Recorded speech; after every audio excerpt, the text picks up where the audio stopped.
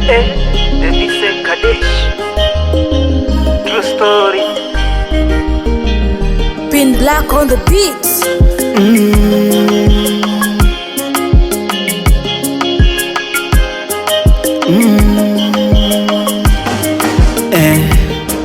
Kuibiwa nyundo ilikuwa kijisababu, familia Nyayo ipate tabu. Kasema no mwanangu njoo, ni bado nakupenda hivyo.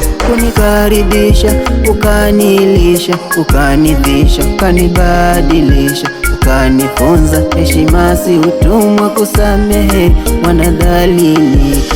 Maisha ni kupanda na kushuka, na kusimke wangu vumilia, wanayonitendea watalipia siku ya kiyama ikifika.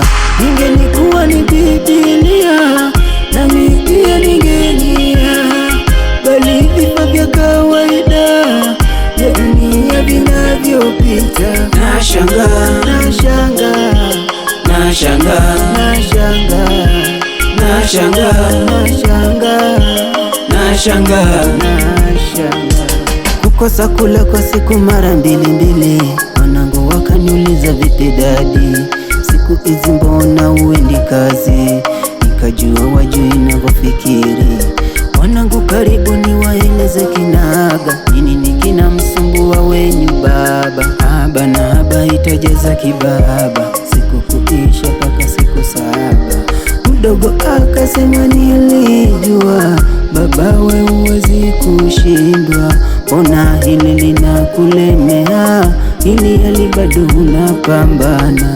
Mkubwa akamwambia hebu we nyamaza, hujajua ni dadi anawaza, anatuwazia mema si mabaya.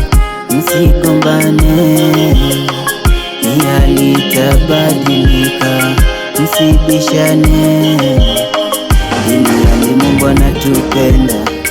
Ningelikuwa ni Biblia nami pia ningejia, bali vifo vya kawaida vya dunia vinavyopita. Nashangaa, nashangaa, nashangaa, nashangaa, nashangaa, nashangaa, nashangaa, nashangaa, nashangaa.